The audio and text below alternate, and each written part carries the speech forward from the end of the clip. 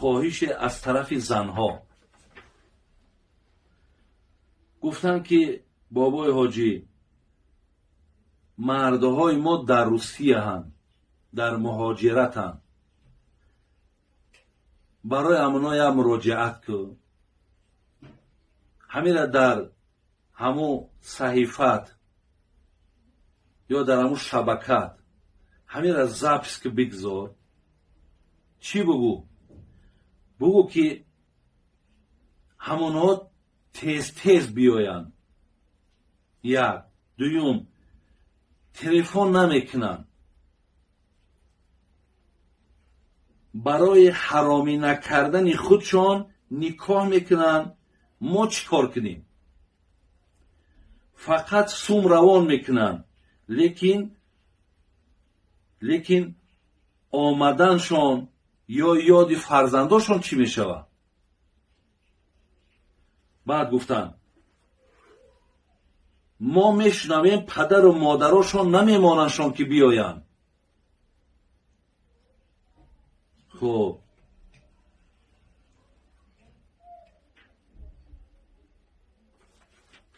خلاص در اینجا سخن بسیار گفته است. خواهیشان همین است برادرای عزیز و گرامی، خواهیشان همین است که بگو همونها را که تیزتر بیاین. 3 سال شد میگه، یکیش میگه 5 سال شد، یکیش میگه 11 سال شد شوهرم نمیایم. میگه بابای حاجی دادرای عزیز، من با واللهی باللهی تاللهی قسم های حانسی های که من عیناً چیزی را که می زنها با طریق سوال و تلفن بر من میکنن من به گوش شما رساندستم. میگن که اونها خودشان میروند در اونجا مقصد بگذار اگر نکاح کرده هم یک کسا بگیرن. ما چیکار کنیم؟ ما مقصد همون طغیان شهوتی که ما را غم میته، ما او شهوت چیل خاموش کنیم؟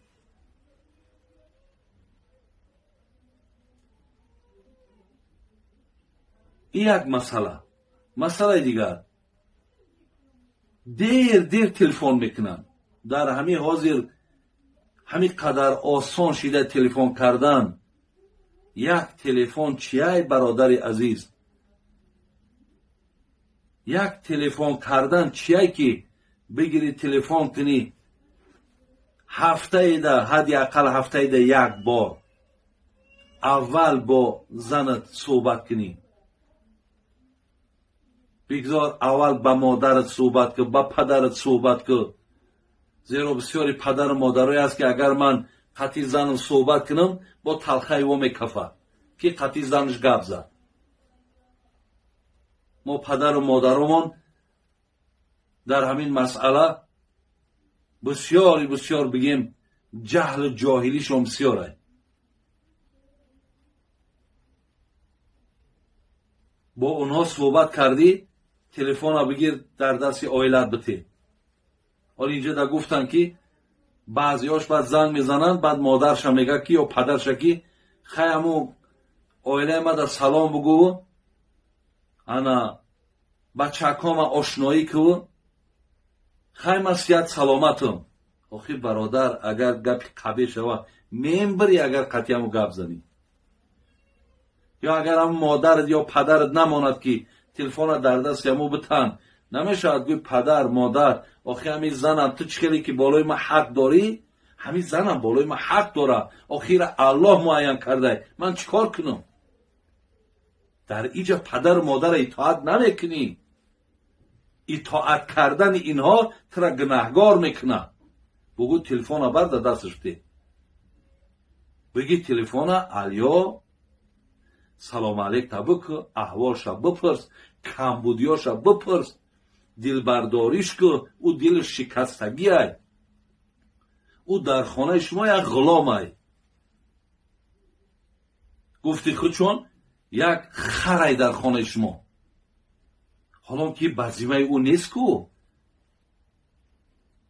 ولی خدا توفیقشون داده، خداوند پدر و مادر خوبشون داده که میگه همون خسر خشتامن تا اون خانواده دا خدمت کرد. اگرچه این بزیمه شو نیست، اینها که میکنن برای تو مشکلی که بگیری بگوی هزار رحمت زنک. پیامبر میگه اگر یک کس یک کروشکاوا بیاره در دست بتا، تیز جواب شو بگردون، چیش بگو؟ جزاک الله خیرا، خدا جزای خیرت بتا. یک کروشکا نه، هزارها کروشکا را در دهن مادر پدرت میریزه. تمام لباس های دادر اکا و اولاد همیشوه. روزی دراز بگیم خسته و مانده میشوه. ای خدا نمیترسی؟ تو حقی را پایمال میکنی، ای خدا نمیترسی؟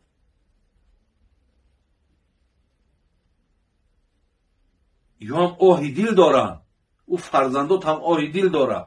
راست میگن. یکی ای سببهای دست به حرام زدن امینا الان خود شما این که 3 سال 5 سال 11 سال یا را سراغ نمیکنین. بعضیاتون دون بیام یک عروسی بوگنی را گرفتگی حتی همونا زندگی داریم. زن حلال پاکیزه ای که اینها مقصد در دم پیری دستی تر میگرفتگی همینا هم. من پس نمیزنم یگان ملت، لیکن آن چیزی را که برای شما برداشت داره نمی زنهای تاجیکی خودمانه. بسیاری همون زندارهایی که در همون جشن بپرسان میگند که اونها با شما چی معامله میکنن. دلتانه نبره همون لوای سرخشانو، دلتانه نبره همون کسمتیکایی که چهرهاشون میکنن، دلتانه نبره همون دوخی که هم میزنن. اگر همون شرایط برای این زنها مهیا که به نام خدا از 1000 تا اونها در سکه و صورت در فسانی و در همه جهت این زن تاجیکی ما انشاءالله ارزنده است. برای همین برادر عزیز و گرامی، زن تا گفتم که در عوض یک کروشکک آب وقتی میگه جزاک الله خیرا بگو خدا جزای خیرت تیا، تو باید بگیری بگوی زنک پدر و مادر تا خدا رحمت کنه. زنک برکت بیاوی. من بسیار ایتو مینت دارم. زنک یک کم ترک صبر کن. انشاءالله می کارکم اندک بیبودی و یا 4 تنگک در دستم بزنه، خدا خواه حتما حرکت میکنم، میام باید خبرتون میگیرم. من هم میدونم شما ای مستی را رسیه نرفتین، لیکن با در ایجا باز ای هم همون چیلی که یک مشکلات را مجبور کرده برآمد رفتی، اینها را هم با نزدیک شیدن و خبر گرفتن و از حال اینها پرسیدن هم این هم بزیمت برادر عزیز. با راه هوایی نمیتونی، با راههای راه قطعی. خلاص چیکاری میکنی نمیکنی برادر عزیز، باید از حال زناتون به خبر بگیریم، زیرا که خداشون با زبانو میستن. دیگر طاقت که نمیتونی. دیگر مقصد این شهوت چیزی نیست برادر عزیز که پیامبر گفته است وقتی شهوت غمتون میته روزه بگیرین. این بیچاره چند روزه میگیرن؟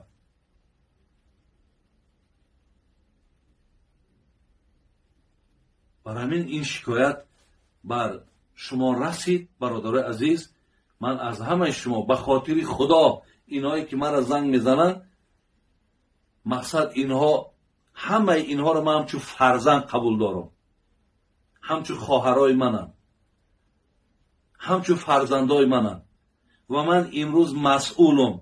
همین بیچاره فقط من در زنگ میزنه که میگد که حاجی بابا که خیلی هم باید زبان عادی شیوگی تاجیکی برسانشان، شاید که یکی ننگ میکنن ناموس میکنن. بعد میدانین که نفرش بر من زنگ میزنه میگه که وقتی میگوش ای مردک آخی یادی خانه نمیکنی یا بار نمیای. بعد شما چی جواب میگین؟ بعضی هات بعد چو کردی؟ طاقت نمیکنی؟ صبر نداری؟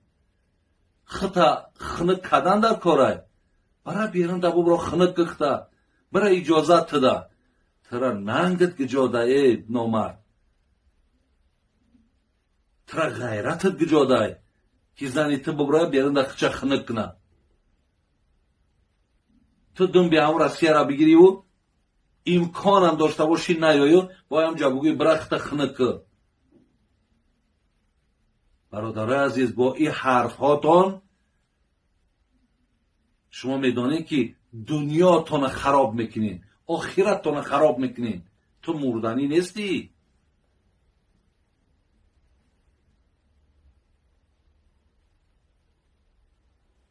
برای همین بسیار هرس باز میگم برادر عزیز، همین خواهرایی که شما همین ها را نمیپرسین که همین را یک بار تلفن که این مردم ما بسیار مردمی خوبه، یک بار با یک زبانی خوب، با یک زبانی ملایم، با یک زبانی نیک با او صحبت که حقارتش نکه. ببین تو همین حقارت میکنی، یک بار همین حقارتون میکنن. حالا که هم حقارت در حق داره، از ای روز پس من میگم شون که وقتی حقارت کرد حقارتش کرد.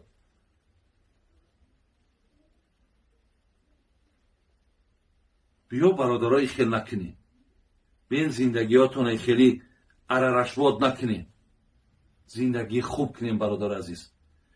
چگونه حق بالاش داری، حق بالاش داره. تلفن نمیکنن میگه، تلفن کنین برادرای عزیز و گرامی. خداوند با توفیق بعضی همو پدرهاتون بگیره. با بعضی پدرهای بدبختی هست، بعضی برادرهای بدبختی هست که با زنهای شما را دعوتی به همخوابگی میکنه، بچه‌اش دور میبینه، دادرش دور میبینه. از نبودن اینها تا جایی که این زن دل برداری کنن، این زن مقصد گویم برای خانه برای خیلی یک زنی که در اینجا آخی ممکن نیست، مثال بودن تو در اینجا ممکن نیست، یکی یگان خبر یگان گپ نشوه تا جایی که این زن احتیاط کنن با دعوتی به هم خوابگی میکننش. برای همین این چیزها را، این خطرها را بدانید. وقتی کار به این حد آمد بعد میدانید تو یک عمر شرمنده ای دیگه. چیکار کرد؟ آتش قطعی زنش ساز گرفت. چیکار کرد؟ آتش قطعی زنش ساز گرفت. چیکار کرد؟ همسایه قطعی زنش ساز گرفت. برای چی؟ برای مرده خیلی 5 سال شد نمیآید. اینم یک مراجعتی بود از زنها که من بر گوش شما رسانیدم.